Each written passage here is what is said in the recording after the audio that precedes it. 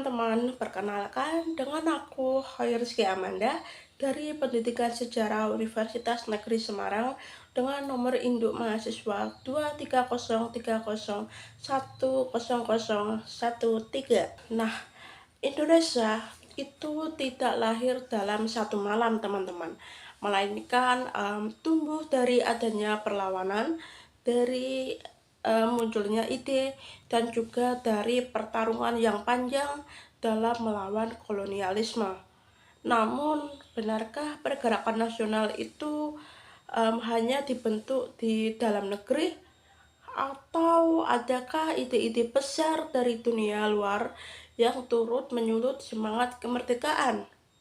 Nah, dalam video ini kita akan membahas pergerakan nasional di Indonesia dari tahun 1900 hingga 1945, terutama dengan menelusuri keterkaitannya antara pergerakan Indonesia dan dengan pan-Islamisme, Marxisme, dan pan-Asianisme. Nah, semua narasi ini disusun berdasarkan karya ilmiah dari Didem Gul Hijir pada tahun 2021 dari Middle East Technical University dan ulasan akademik dari Ratna Saptari dan pada tahun 2023 dari Leiden University. Jadi, awal dari pergerakan ini adalah adanya kolonialisme dan juga budi utomo. Di awal abad ke-20, Indonesia itu masih dikenal sebagai Hindia Belanda.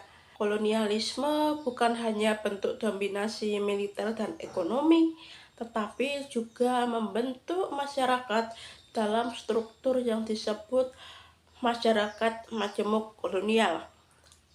Di tengah kebijakan politik etis, Belanda membuka pendidikan bagi kaum pribumi. Dari sinilah muncul kaum terpelajar seperti dokter, guru, dan jurnalis.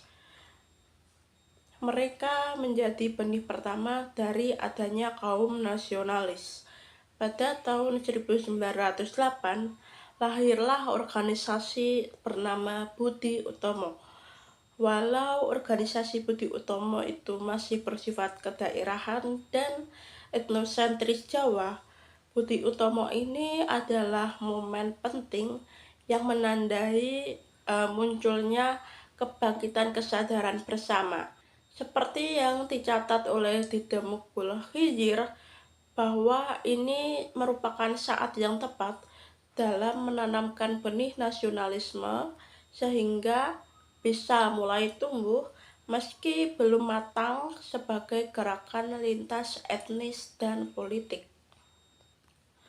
Kemudian selanjutnya yaitu Islam modernis dan juga pan-Islamisme. Seiring dengan berkembangnya akses ke pendidikan dan transportasi, para pemuda Indonesia mulai banyak yang menimba ilmu ke luar negeri seperti ke Kairo, Mekah, hingga Istanbul.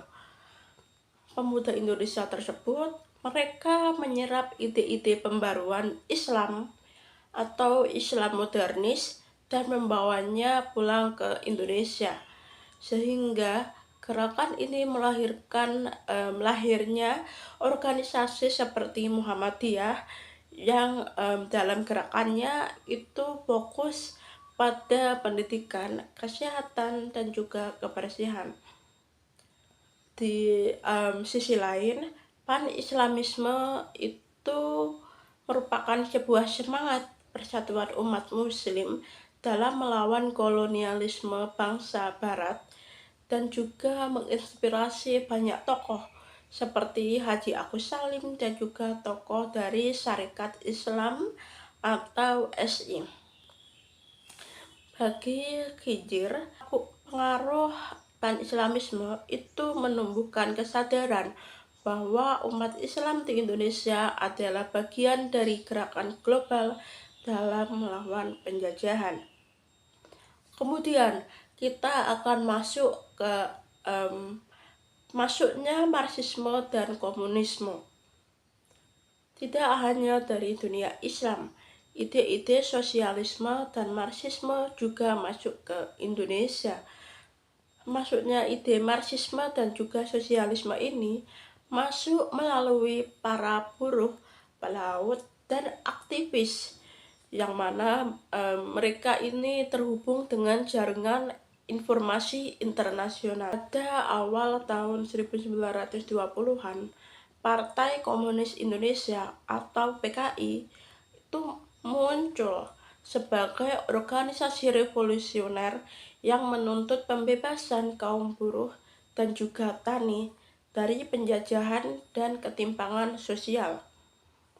Sehingga tokoh seperti Tan Malaka menulis dan berpidato di Moskow dan juga Manila yang dalam tulisannya itu menggabungkan semangat kebangsaan dengan perjuangan kelas.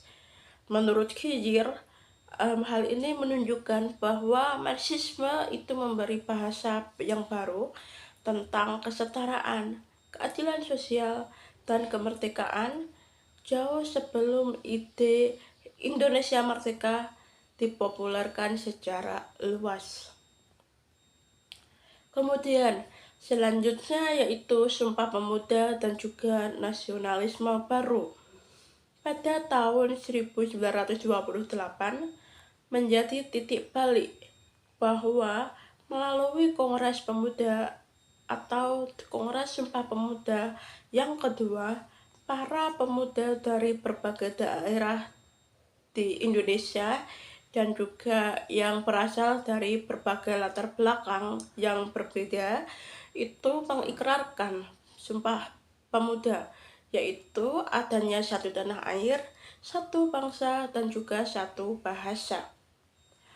Sumpah Pemuda ini bukan hanya sekedar janji, melainkan adalah deklarasi dari lahirnya identitas kebangsaan Indonesia, sehingga bisa mengatasi adanya sekat-sekat kesukuan dan juga agama.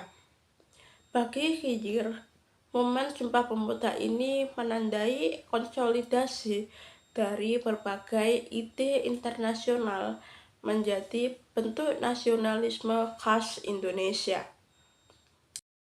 Oke, jadi bagian selanjutnya yaitu Pan-Asianisme dan pendudukan Jepang di Indonesia. Ketika Jepang mengalahkan Belanda pada tahun 1942, Jepang membawa serta ide Pan-Asianisme, yaitu Asia untuk orang Asia. Bagi sebagian pemuda, ide ini membuka peluang bahwa Jepang mengizinkan pelatihan militer lewat pembela tanah air dan juga membuka ruang organisasi seperti Putra dan Jawa Hokokai. Namun, seperti yang dijelaskan oleh Kijir, bahwa Jepang itu bukan pembebas sejati. Di balik janji yang telah diungkapkan, itu terdapat eksploitasi dan juga represi. Namun, secara tidak langsung, pendudukan Jepang justru mempercepat terbentuknya struktur politik dan juga militer Indonesia.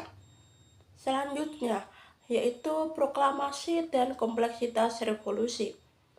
Pada tanggal 17 Agustus 1945, Soekarno dan Hatta memproklamasikan kemerdekaan Indonesia. Namun, sampai sini perjuangan Indonesia belum selesai. Menurut ulasan Ratna Saptari dalam buku yang berjudul Revolutionary Wars dan Onje Revolusi, bahwa revolusi Indonesia itu penuh dengan kompleksitas. Terdapat pertarungan antara pemuda, elit, rakyat desa, perempuan, hingga minoritas Tionghoa dan India. Sehingga dalam penyelesaian pertarungan atau perselisihan tersebut, terdapat yang memilih jalan keluar melalui perundingan atau diplomasi, dan ada juga yang memilih perang atau perlawanan fisik. Bahkan di daerah seperti Sumatera Timur dan juga Sulawesi itu terdapat garis antara patriot, pemberontak, dan juga bandit yang seringkali kabur atau menipis. So, jadi teman-teman, bahwa pergerakan nasional Indonesia ini bukan hanya hasil dari satu ide, satu tokoh, atau satu strategi, melainkan hasil dialog antara dunia dan juga tanah air, antara pan-Islamisme, Marxisme, dan pan-Asianisme. Seperti kata Tan Malaka, bahwa kemerdekaan itu hanyalah suatu jembatan. Dan dari sejarah ini kita belajar bahwa kemerdekaan itu bukan akhir, tapi merupakan awal perjuangan panjang yang membentuk bangsa Indonesia menjadi bangsa yang lebih baik lagi. So, sekian dari aku. Terima kasih sudah menyimak sampai akhir. Sampai jumpa.